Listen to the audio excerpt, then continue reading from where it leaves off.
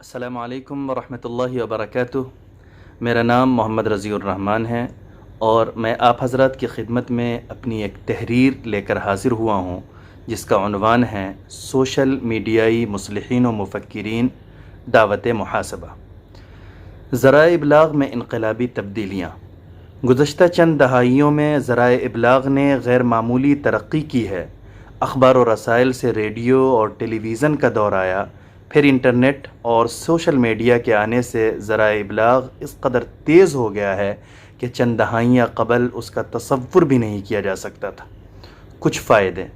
ذرائع ابلاغ کی اس تیز رفتاری سے یقیناً بہت سارے فائدے بھی ہوئے ہیں کہ پہلے جن معلومات کے حصول اور ترسیل دونوں میں دنوں، ہفتوں، مہینوں بلکہ سالوں گزر جاتے تھے، ان کا حصول اور ان کی ترسیل چند پلوں، منٹوں، گھنٹوں اور چند دنوں میں ممکن ہو گئی ہے۔ یقیناً یہ بڑا انقلاب ہے اور اس کی وجہ سے بہت سارے کاموں میں بہت زیادہ انرجی اور وقت بچ جاتے ہیں۔ دعوتی نقطہ نظر سے بھی ذرائع ابلاغ کی اس ترقی کی وجہ سے بہت سے کام آسان ہو گئے ہیں کہ اپنی چیزیں اور اسلام کا آفاقی پیغام بہتر سے بہتر اسلوب میں زیادہ سے زیادہ لوگوں تک پہنچانا نہایت ہی آسان ہو گیا ہے۔ اسی طرح ملحدین، اسلام دشمن عناصر اور مسلمانوں کے بیچ اور دنیا میں اسلام اور مسلمانوں کے تئیں شبہات پیدا کرنے والوں کا تحقیقی اور بوقت ضرورت مسکت جواب دینا اور اسے بڑے پیمانے پر لوگوں تک پہنچانا بھی بہت ہی سہل ہو گیا ہے۔ علمی و تحقیقی میدان میں کام کرنے والے افراد کے لیے بھی یہ سہولت ہو گئی ہے کہ وہ اپنے مطلوبہ اور مواد اور معلومات تک بآسانی پہنچ سکتے ہیں اور اس حوالے سے دوسرے ایکسپرٹ اور متخصص لوگوں کی آراء، نقطہ نظر اور تحقیق سے بآسانی استفادہ کر کے اپنے کام کو زیادہ باوزن اور مفید بنا سکتے ہیں اور اس کے بعد اپنی کاوشوں کو استفادے کے لیے بڑے پیمانے پر نشر کر سکتے ہیں۔ چند نقصانات۔ ان جیسے اور دوسرے بہت سارے فائدوں کے ساتھ ساتھ ذرائع ابلاغ کی تیز رفتاری نے اور خاص کر سوشل میڈیا کے بہت زیادہ رواج پا جانے اور ہر عام و خاص کی اس تک بسہولت رسائی نے افراتفری کا ماحول اور انفرادی و اجتماعی سطح پر انسانی، مذہبی، سماجی اور اخلاقی ایسے چیلنجز کھڑے کر دیے ہیں جن کا تصور چند دہائیوں قبل ممکن نہیں تھا، اور ذرائع ابلاغ کی اس تیز رفتاری خاص کر سوشل میڈیا کے بآسانی ہر عام و خاص تک رسائی نے اکثر لوگوں کے حق میں ایسی صورتحال پیدا کر دی ہے جیسے کہ ناسمجھ بچوں کے ہاتھوں میں کھیلنے کے لیے چھری اور دوسری مہلک چیزیں دے دی جائیں کہ ان چیزوں کا یقیناً صحیح استعمال بھی ہے اور انسانیت کو اس کی ضرورت بھی ہے اور اس سے بہت سارے فائدے بھی ہیں، لیکن ناسمجھ بچوں کے ہاتھ میں ان کا ہونا یا ان کا دیا جانا نقصان، تباہی اور ہلاکت و بربادی ہی کا سبب بن سکتا ہے۔ مختلف سروے کے ذریعے یہ بات معلوم ہوئی ہے، بلکہ ہر معمولی سمجھ بوجھ والا انسان اپنے ارد گرد کے مشاہدے کے ذریعے بھی یہ بات جان سکتا ہے کہ انٹرنیٹ اور سوشل میڈیا کے صارفین میں زیادہ تر لوگ ان کا اوسطاً 90% کے آس پاس بے مقصد اور بسا اوقات تباہ کن استعمال کرتے ہیں اور روزانہ کئی گھنٹے عمر عزیز کے قیمتی اوقات کو ضائع کرتے ہیں۔ حالانکہ اگر تھوڑا سا غور کیا جائے تو یہ بات بالکل سامنے کی ہے کہ زندگی در حقیقت وقت ہی کا نام ہے جو کہ ہمیں پیدائش سے لے کر موت کے بیچ تک ملتا ہے۔ گویا کہ وقت کو ضائع کرنا زندگی کو ضائع کرنا ہے۔ سوشل میڈیائی مصلحین و مفکرین۔ سوشل میڈیا کے اس پھیلاؤ نے ایک اور بڑا مسئلہ پیدا کیا ہے کہ دینی، سماجی، معاشرتی، اخلاقی، سائنسی، تاریخی اور مختلف میدان میں بزوم خود مصلحین اور مفکرین کا ایک بڑا جتھا اپنے خیال کے مطابق انسانیت کی اصلاح اور اس کو نفع پہنچانے کے لیے سوشل میڈیا پر کمر بستہ ہو گیا ہے۔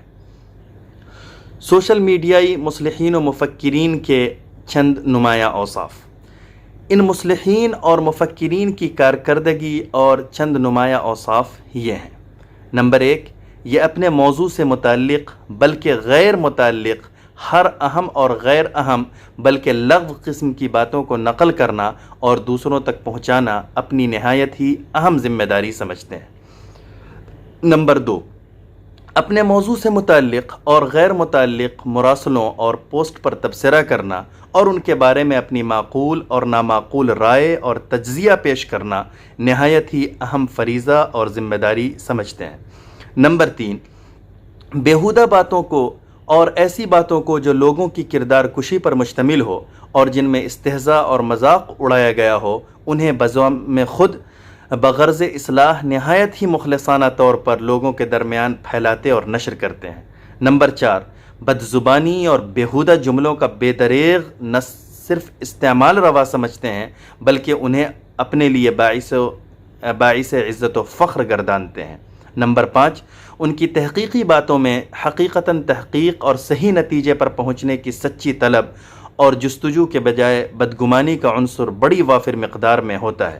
نمبر 6، بغرض اصلاح مختلف موقعوں پر اپنی بات کی تائید و تصویب میں جھوٹ، دجل و فریب اور حقیقت کو توڑ مڑوڑ کر پیش کرنے کا بھی کام کرتے ہیں۔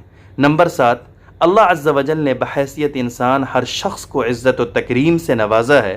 یہ اپنے اس طرح کے طرز عمل سے جہاں دوسروں کو بے عزت کرنے کی کوشش کرتے ہیں، وہیں اپنی سطحیت اور گری ہوئی سوچ کا اظہار کر کے اپنے آپ کو بڑے پیمانے پر بے عزت کرنے کا سبب بنتے ہیں۔ سوشل میڈیائی مصلحین و مفکرین کا طرز عمل دین اور اخلاق کے میزان میں، جو لوگ ملحد ہوں، دین اور اخلاق دونوں سے عاری ہوں، یا مذہب کے پیروکار ہوں لیکن اخلاق سے عاری ہوں، ایسے لوگوں کے حق میں تو صرف دعا ہی کی جا سکتی ہے کہ اللہ عز و جل ان کے اندر دین و اخلاق پیدا کرے، یا یہ کہ اخلاقی قدروں سے ان کی زندگی کو آراستہ کرے۔ درج ذیل معروضات ان سوشل میڈیائی مفکرین اور مصلحین کی خدمت میں پیش ہیں جو نہ تو دین کے منکر ہیں اور نہ ہی ایسے ہیں کہ اخلاقی قدروں کی ان کی نگاہوں میں کوئی وقعت نہیں۔ پہلی بات یہ ہے کہ سماجی اور عقلی طور پر بھی یہ ایک مبینہ حقیقت ہے کہ وہ شخص جو ہر سنی ہوئی اور اس تک پہنچی ہوئی باتوں کو نقل کرتا ہے اور آگے پہنچاتا ہے، وہ بہت ساری باتوں میں جھوٹا ہوتا ہے یا کسی جھوٹے کا آلہ کار بنتا ہے۔ اسی حقیقت کو سید الاولین والآخرین محمد عربی صلی اللہ علیہ وسلم نے ان الفاظ میں ذکر کیا ہے، کفى بالمرء كذبا ان يحدث بكل ما سمع، کہ کسی انسان کے جھوٹے ہونے کے لیے یہ کافی ہے کہ وہ ہر سنی ہوئی بات کو بیان کر دے۔ یہ صحیح مسلم کی روایت ہے۔ یہ بات بھی صحیح واضح رہے کہ ایز ریسیوڈ لکھ دینے سے انسان جھوٹے ہونے کے دائرے سے نہیں نکل جاتا، کیونکہ یہ نہایت ہی سادہ سا سوال ہے کہ کسی بھی فرد کو اس بات کی کیا ضرورت ہے کہ وہ ہر سنی ہوئی یا اس تک پہنچی ہوئی بات کو دوسروں تک ضرور منتقل کرے۔ دوسری بات یہ ہے کہ انٹرنیٹ کے ذریعے یا سوشل میڈیا پر آنے والے ایسے مراسلوں اور پوسٹ پر تبصرہ کرنا یا ان پر کوئی مختصر یا مفصل تجزیاتی تحریر لکھنا جس کا دینی و دنیاوی کوئی فائدہ نہ ہو، لغو کام ہے، اور ایک مسلمان کو اور اچھے اخلاق کے حامل فرد کو یہ زیب نہیں دیتا ہے کہ وہ لغو کاموں میں اپنا وقت اور اپنی طاقت صرف کرے۔ چنانچہ اللہ عز و جل نے مؤمنوں کے اوصاف میں یہ ذکر فرمایا ہے کہ وہ لغو کاموں کے پاس سے اعراض کر کے گزر جاتے ہیں۔ ارشاد ربانی ہیں، وَإِذَا مَرُّوا بِاللَّغْوِ مَرُّوا كِرَامًا، سورۃ الفرقان آیت نمبر 72۔ اور سرکار دو عالم صلی اللہ علیہ وسلم نے تو ایک اچھے مسلمان کی یہ صفت ہی بتائی ہے کہ وہ لغو اور فضول کاموں سے مکمل طور پر اجتناب کرے۔ آپ صلی اللہ علیہ وسلم کا ارشاد ہے، من حسن اسلام المرء ترکہ ما لا یعنیہ، سنن ترمذی کی روایت ہے، حدیث نمبر 2317۔ تیسری بات یہ ہے کہ بیہودہ اور فحش باتوں کو پھیلانا نہ تو کسی صاحب ایمان کو زیب دیتا ہے اور نہ ہی اچھے اخلاق کے تقاضوں سے میل کھاتا ہے۔ قرآن کریم نے فحش اور بیہودہ باتوں اور چیزوں کو پھیلانے والوں کے لیے دردناک عذاب کی وعید سنائی ہے۔ ان الذين يحبون ان تشيع الفاحشة في الذين آمنوا لهم عذاب أليم في الدنيا والآخرة، سورہ نور آیت نمبر 19۔ جناب محمد رسول اللہ صلی اللہ علیہ وسلم نے فرمایا ہے کہ مسلمان بیہودہ گوئی کرنے والا اور فحش باتیں کرنے والا ہو ہی نہیں سکتا ہے۔ سنن ترمذی حدیث نمبر 1977۔ اور قرآن و سنت سے یہ بات ثابت ہے کہ ایسی باتیں جو کسی کے استہزاء پر مشتمل ہوں بدترین قسم کا اخلاقی جرم اور صریح ظلم ہے۔ سورۃ الحجرات آیت نمبر 11، سنن ابو داود حدیث نمبر 4875، صحیح بخاری حدیث نمبر 30۔ چوتھی بات یہ ہے کہ بدگمانی ایک نہایت ہی بدترین قسم کی صفت ہے، چنانچہ اسی وجہ سے اللہ عز و جل نے بدگمانی تو کجا بہت زیادہ گمان اور ظن سے بھی کام لینے سے منع فرمایا ہے۔ یا ایھا الذین آمنوا اجتنبوا کثیرا من الظن ان بعض الظن اثم۔ سورہ حجرات آیت نمبر 12۔ اے ایمان والو، بہت زیادہ گمان کرنے سے بچو، یقیناً بعض گمان گناہ ہوتے ہیں۔ پانچویں بات یہ ہے کہ جھوٹ بولنا بدترین عمل ہے جو عقل، شریعت اور سماج ہر ایک کی نگاہ میں قابل مذمت ہے۔ قرآن و سنت کے مختلف نصوص میں بھی اس کی قباحت و شناعت کا ذکر موجود ہے۔ سورہ حج آیت نمبر 30 میں بھی یہ بات آئی ہے، صحیح بخاری حدیث نمبر 33 میں بھی یہ بات آئی ہے۔ چھٹی بات یہ ہے کہ بحیثیت انسان اللہ عز و جل نے ہر انسان کو معزز اور مکرم بنایا ہے۔ قرآن کریم میں ہے وَلَقَدْ كَرَّمْنَا بَنِي آدم، اور ہم نے انسان کو باعزت بنایا۔ سورہ اسراء آیت نمبر 70۔ اور یہ کہ عزت اور ذلت اللہ عز و جل کے ہاتھ میں ہے، چنانچہ ارشاد ربانی ہے وَتُعِزُّ مَن تَشَاءُ وَتُذِلُّ مَن تَشَاءُ بِيَدِكَ الْخَيْرُ، سورہ آل عمران آیت نمبر 26۔ اور تو جس کو چاہتا ہے عزت دیتا ہے اور تو جس کو چاہتا ہے ذلیل کرتا ہے، تیرے ہی ہاتھوں میں بھلائی ہے۔ اپنی باتوں اور کارکردگی کے ذریعے کسی کو بے عزت کرنے کی کوشش کرنا نہایت ہی مکروہ اور گھناؤنا عمل ہے۔ نیز جھوٹ، بدگمانی، دجل و فریب، استہزاء اور نامعقول رائے اور لغو قسم کی باتوں کے ذریعے دوسروں کو بے عزت کرنے کی کوشش در حقیقت اپنے آپ کو بھی بے عزت کرنے کو مستلزم ہے، اور خود کو بے عزت کرنے کی کوشش عقل و شرع دونوں کے میزان میں ایک احمقانہ حرکت ہے۔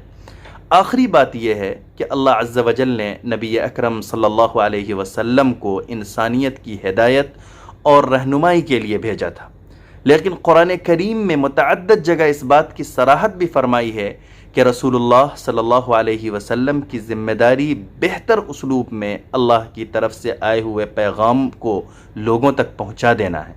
زبردستی لوگوں کو دین پر لانا اور ان کو اچھے اخلاق سے متصف کرنا آپ صلی اللہ علیہ وسلم کے دائرۂ کار میں نہیں ہے۔ لست علیہم بمسیطر، سورہ غاشیہ آیت نمبر 22، نیز دیکھیے سورہ کہف آیت نمبر 6۔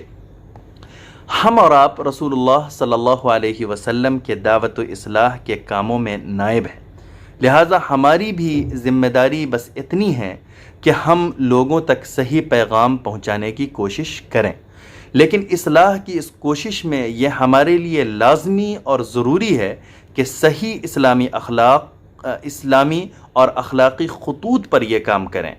اصلاح کے نام پر غیر اخلاقی ہتھ کنڈوں کو استعمال کرنے کی ہرگز اجازت نہیں ہے۔ در حقیقت یہ اصلاح کا طریقہ بھی نہیں ہے، بلکہ اپنے نفس اور شیطان کی پیروی ہے اور اپنے اندر پائے جانے والے غیر اخلاقی خواہشات کی تسکین کا ایک ذریعہ ہے۔ سوشل میڈیائی ایسے مصلحین اور مفکرین سے میری یہ درخواست ہے کہ وہ کتاب و سنت، عقل سلیم اور اخلاق کے معیار کو سامنے رکھ کر یہ غور کریں کہ کیا واقعی وہ مصلحین اور مفکرین ہیں یا اپنے غیر اخلاقی جذبات کی تسکین کا سامان فراہم کرنے کی کوشش میں لگیں اور در حقیقت اصلاح کے پردے میں فساد پھیلانے کا بدترین کام کر رہے ہیں، جس پر اللہ عز و جل نے سخت وعید فرمائی ہے۔ میرے اس مضمون کو سننے کے لیے آپ حضرات کا شکریہ۔ اللہ سے دعا ہے کہ اللہ عز و جل ان میں سے جو اچھی باتیں ہوں انہیں ہمیں سمجھنے کی اور ان پر عمل کرنے کی توفیق دے۔ جزاکم اللہ خیر۔